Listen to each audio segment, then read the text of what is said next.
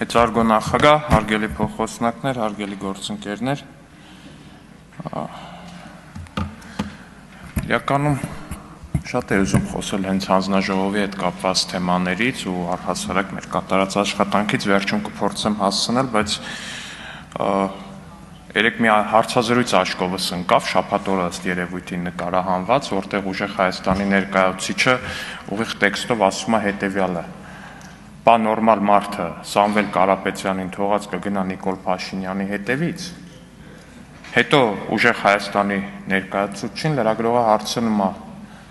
հա էլի նորմալ մարդը Սամվել Կարապետյանին թողած կընտրի Նիկոլ Փաշինյանին։ Մարդն է հաստատում, ասում է, բա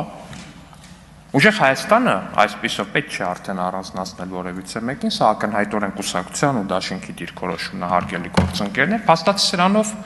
աննորմալ է անվանում Հայաստանի Հանրապետության 720,000-ից ավել քաղաքացու։ Այս մարդկանց դիրքորոշումը դա է, այս մարդկանց մոտեցումը դա է, որ նորմալ մարդը ուղղակի չէր կարող չընտրել Սամվել Կարապետյանին։ Նորմալ մարդը պիտի ընտրեր Սամվել Կարապետյանին, իսկ ով էլ որ ընտրել է Նիկոլ Փաշինյանին, այսինքն այդ 720,000 մարդը աննորմալ է այս մարդկանց պատկերացումը։ Ես իհարկե չգիտեմ նորմալի ու աննորմալի մասին ուժեղ Հայաստան դաշինքի պատկերացումները, բայց դրանք ըստ ինձ փոքր-ինչ տարակուսելի են առնվազն, քանի որ երբ որ քաղաքական ուժը առհասարակ մտածում է, որ ինքը կարա 730,000 հոգու աննորմալ անվանի, հարգելի գործընկերներ, թույլ տվեք պնդել, որ դա արդեն իսկ աննորմալ է։ Դուք այստեղ շատ լավ օրինակներ ունեք, օրինակ Հայաստանի Հանրապետության ժողովրդին ժեղ, օխլոս, նմանատիպ բաներ անվանած խմբակցության ներկայացուցիչների։ Էլ ավելի հետաքրքիր ներկայացուցիչներ կան, դրանից ազգային ժողովից դուրս է սպայի դրության, որոնք նախկինում նստում էին այս խմբակցության փոխարեն։ Հայաստանի Հանրապետության քաղաքացիների հետ առհասարակ պետք է զգույշ խոսել, շատ զգույշ է պետք խոսել Հայաստանի Հանրապետության քաղաքացիների հետ, որովհետև հարգելի գործընկերներ, ես չգիտեմ իհարկե դուք որքան կապիտալ, որքան գումար ունեք, բայց թույլ տվեք ձեզ ասել, որ եթե նույնիսկ դուք աշխարհի հարստությունը ունենաք, դա ձեզ թույլ չի տալի Հայաստանի Հանրապետության ժողովրդին վիրավորել։ Դա ձեզ թույլ չի տալի Հայաստանի Հանրապետության քաղաքացուն վիրավորել։ Հատկապես վիրավորել մի բանի համար, որ այդ քաղաքացին չի վաճառվել։ Ինչևէ, շատ խոսվեց հեծի մասին անցած օրերին։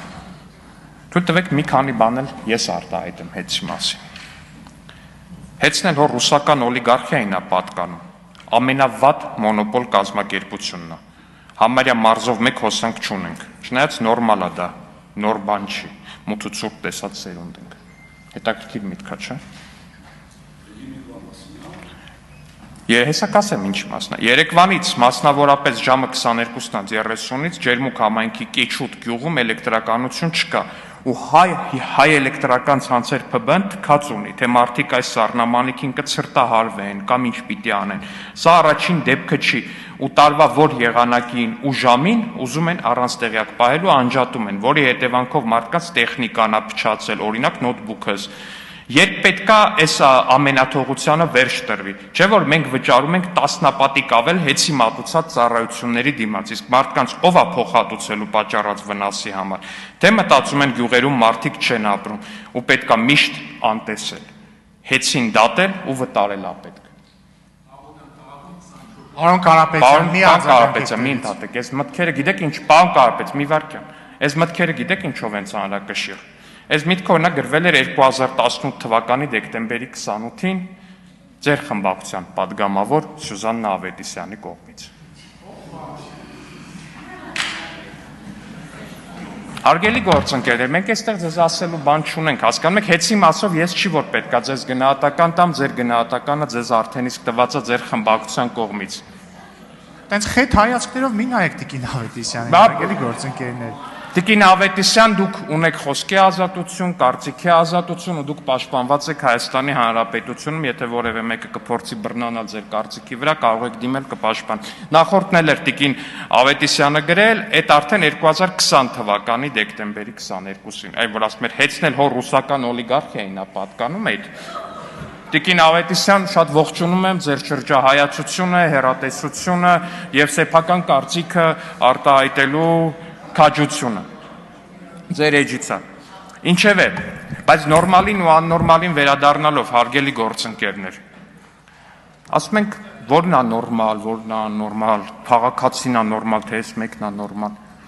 Հարգելի գործընկերներ, 126,000 դրամով ես գիտեք դե Իջևանում եմ ծնվել, բայց Զեյթունում եմ մեծացել, Զեյթունցի եմ, պարոն Գաբրիելյանն է Զեյթունցի եւ կներեք, բայց այս հեծի թեմաներից իմ Զեյթունցու արժանապատվությունը ու մեր թաղի ժողովրդինն էլ շատ վիրավորված է։ Ուրեմն Զեյթունում երբ որ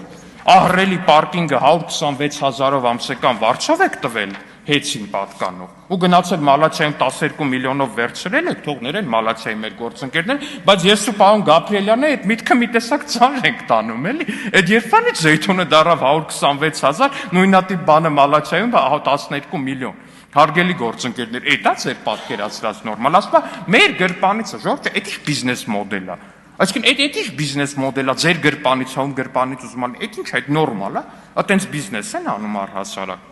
Այդ որ սիստեմով է տենց, որ դու ունես օրինակ, չգիտեմ, բաժակ, այս բաժակը տալիս ես վարձով 126,000 դրամով, ու մի հատ ուրիշ նույնական համարյա բաժակ վերցնում ես 12 միլիոն դրամով։ Այդ ի՞նչ սիստեմ է։ Այդ նորմալ է առհասարակ, այդ փողերի շարժը նորմալ է, այդ ի՞նչ փողեր է։ Այդ մաքուր փողեր են, այդ ի՞նչ է ժողովուրդ։ Այդ ի՞նչ է։ Ես այդպես բիզնես չգիտեմ որպես այդ։ Ասում եք բանը, ասում ենք Հալիձորի մանկապարտեզի վրա հավելագրումներ է կարել։ Ես մա, հա, բացահայտել ենք, հիմա ձեր վախտել ալնում։ Այո, բայց գիտեք տարբերությունը որն է, պարոն Ղազարյան, որ մեր մոտ հիմա որ ելնում է, քանի հատ հաղորդում կա տված ոստիկանություն, դուք տվել եք հաղորդումներ։ Ոստիկանություն հաղորդումներ տվել եք, հեչ մարդ կա, որ այդ գործով գնացել է քրեական վարույթով անցել է։ Ներողություն էլի։ Ներողություն, պարոն Ալեքսան, մի վայրկյան։ Հարգելի գործընկերներ, անընդհատ տեղից արձագանքում եք։ Մի արձագանքեք, դուք ունեք եզրափակիչ ելույթի իրավունք, վերջում կգաք, կարձագանքեք։ Ինքը ձեր հետ է խոսում, բայց ձեզնից այս պահին չի ակնկալում արձագանք։ Շարունակեք, պարոն Ալեքսանյան։ Շնորհակալություն։ Նույն Հալիձորի մանկապարտեզի վրա ինչի է ավել փող գրվել։ Որ բանա, այդ փողով ազգային բարերարություն արվել է օրինակ։ Հեչ այդ փողով ինչ բարերարություն արվել է ավել գրած մանկապարտեզ։ Լավ էդ էլ հլաջանդա։ Ժողովուրդ 102-րդ ռազմաբազայի վրա եք ավել փող գրել։ Ասենք այն մարդ 102-րդ ռազմաբազայի վրա ժողովուրդ։ Հետո էլ ասում եք խիա Ռուսաստանի հետ հարաբերությունները վատ։ 102-րդ ռազմաբազայի վրա ավել փող եք գրել։ Պարոն Ղազինյան, ձեզ նախազգուշացում եմ այդ ան։ Պարոն Ալեքսյան, Ղազինյանին նայելով մի խոսեք, ասենք Տիկին Ավետիսյանին նայելով խոսեք, որ չարձագանքի տեղից։ Հետո կասեն հարաբերությունները փչացավ, էս արեց, այն արեց։ Բա սենց ոնց կլինի ժողովուրդ ջան։ Բայց լավ, այս հեծի մասին դեռ շատ ենք խոսել, ինձ թվում է այնուամենայն։ Սիրելի քաղաքացիներ, անցած տարիների ընթացքում հիմա քննարկվում է հենց այն հանձնաժողովի հարցը, որի համակարգման տիրույթում է նաև ենթակառուցվածքների շինարարությունը։ Մենք 4735 կիլոմետր ճանապարհ ենք կառուցել ապրիլի դրությամբ, հիմա այս թիվը միանշանակ շատ ավելի շատ է։ 4735 կիլոմետր ճանապարհ։